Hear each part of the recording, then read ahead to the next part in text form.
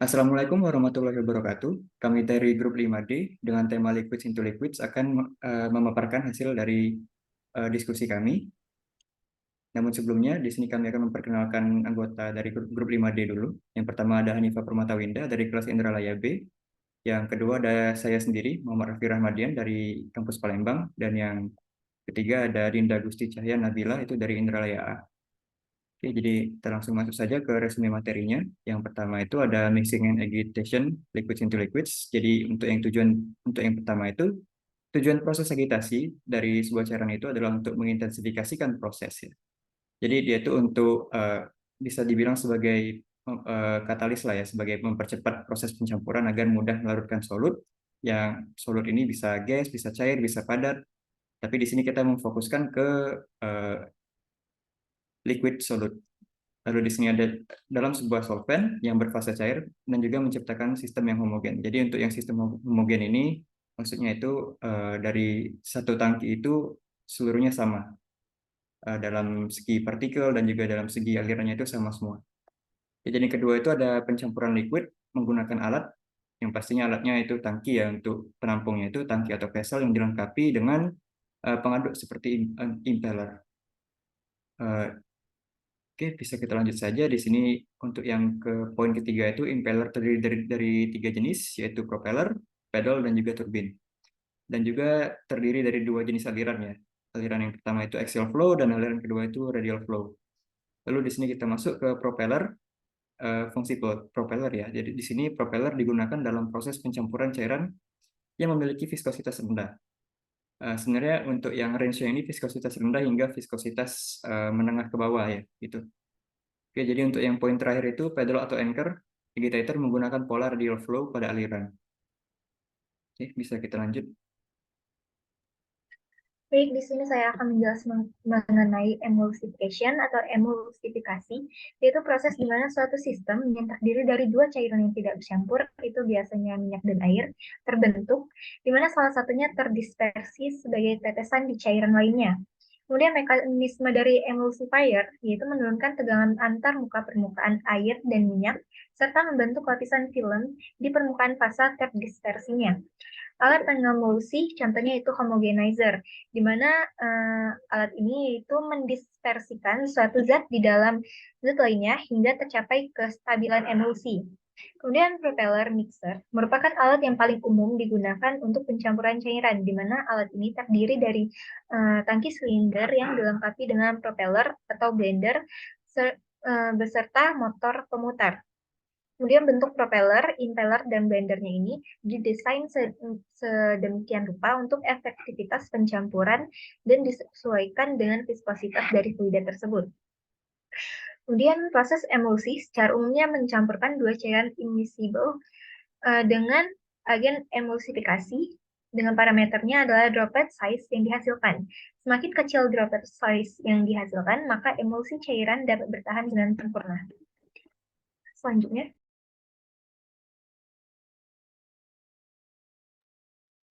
Berikutnya adalah dispersion atau dispersi yang berarti penyebaran.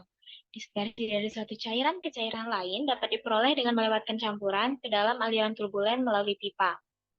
Dalam pengadukan, proses ini terjadi ketika partikel-partikel padat atau cair terdispersi dalam cairan lain dengan ukuran partikel yang lebih besar dibandingkan dengan proses emulsifikasi. Agitasi diperlukan untuk mempercepat proses dispersi dengan mengaduk campuran secara intensif sehingga partikel-partikel padat atau cair dapat terpisah dan terdispersi secara merata di dalam cairan. Contoh dari proses dispersi ini adalah pembuatan pasta gigi, cat atau kosmetik yang mengandung pigmen atau partikel-partikel halus. Kesimpulannya, mixing agitation memainkan peran penting dalam proses pelarutan, emulsifikasi, dan dispersi dalam campuran cairan.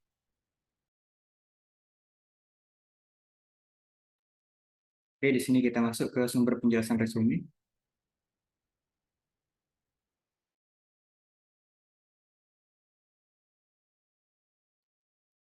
Dapat kita lihat di layar, di sebelah kiri adalah jenis-jenis alat agitasi yang digunakan pada proses pencampuran liquid. Dan di bagian sebelah kanan, bisa kita lihat alat agitasi sudah berada di dalam tangki untuk aliran axial flow maupun radial flow.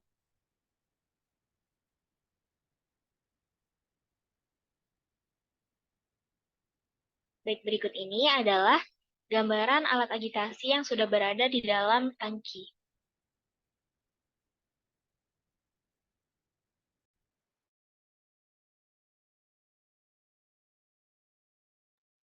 Oke, di sini kita ada video simulasi pencampuran ya, menggunakan axial dan radial flow pattern. Bisa kita play saja langsung. Oke, jadi di sini kita dapat lihat ya, di bagian kiri sini kita menggunakan radial pattern, dan di sini bagian kanan ini menggunakan axial pattern. Dan hasilnya itu seperti ini.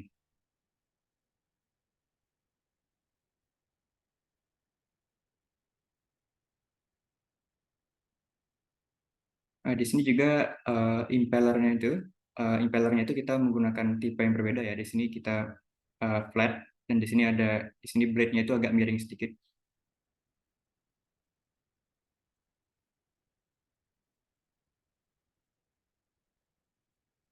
Oke, kita lanjut. Di sini ada video mengenai anchor agitator.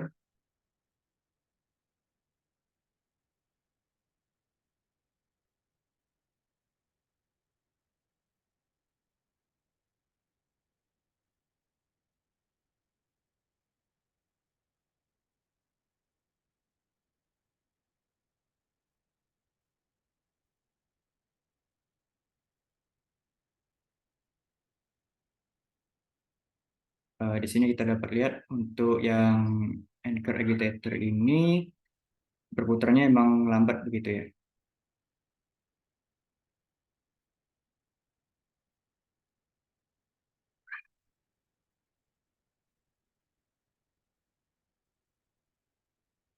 Oke, bisa kita langsung lanjut saja.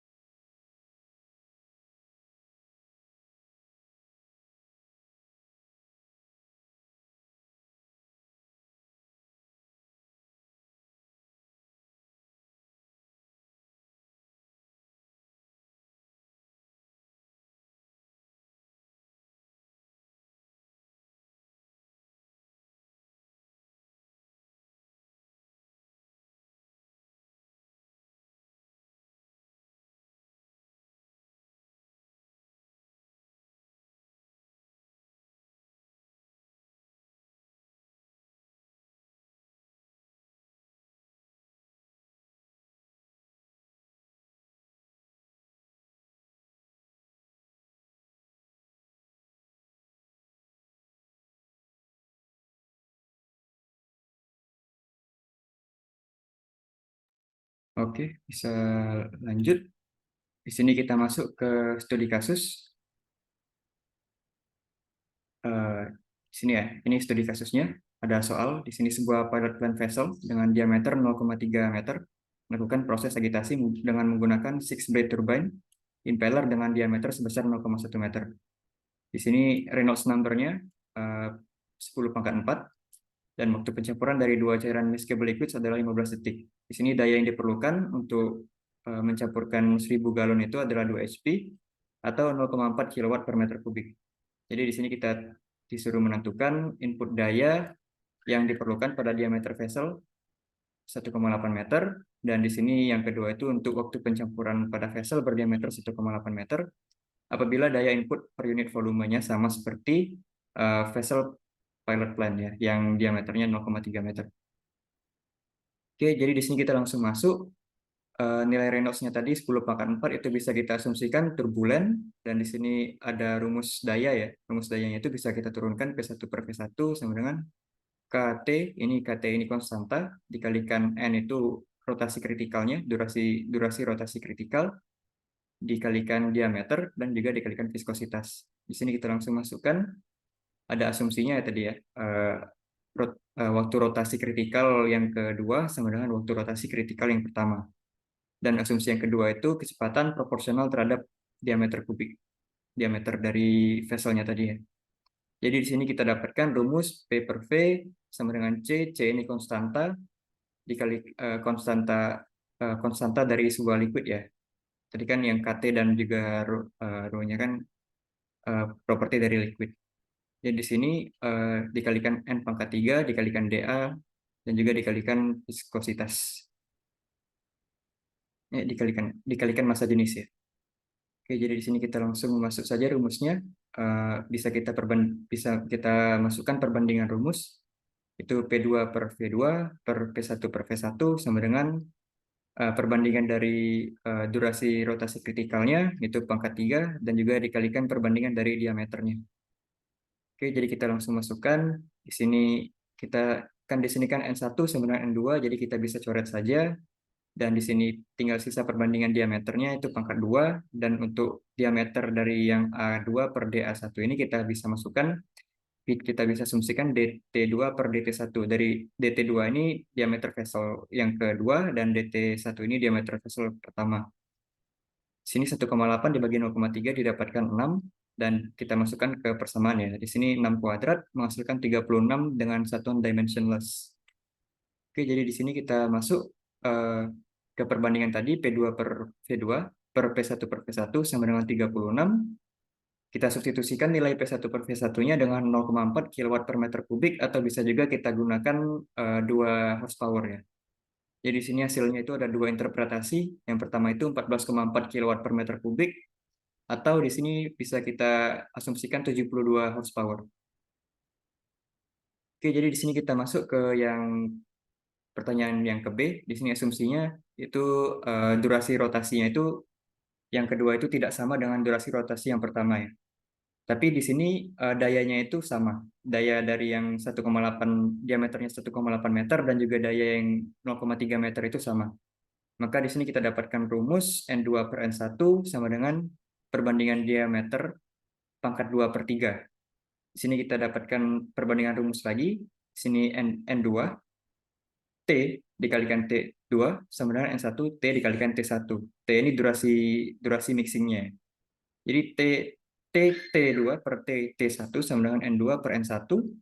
Jadi di sini kita dapatkan tadi ya, N2 per N1 itu bisa kita dapatkan nilainya dari diameter, perbandingan diameter itu tadi hasilnya 6. Di sini kita pangkatkan 6 pangkat 2 per 3. Di sini 6 pangkat 2 per 3 itu kita dapatkan hasil 3,3. Dan untuk yang durasi mixingnya tadi, untuk yang pertama tadi kan 15 detik ya. Jadi kita bisa masukkan saja kali silang, dan di sini durasi yang kedua itu kita dapatkan 49,5 detik. Jadi di sini dapat kita tarik kesimpulan, yang pertama itu didapatkan daya untuk vessel yang 1,8 meter, itu 14,4 kW per meter kubik atau 72 HP, dan yang kedua itu apabila daya vessel 1,8 meter memiliki daya yang sama dengan pilot plant vessel tadi, maka waktu mixingnya itu 49,5 detik. Oke, sampai situ saja pemaparan materi kami. Mohon maaf apabila ada salah kata. Wassalamualaikum warahmatullahi wabarakatuh.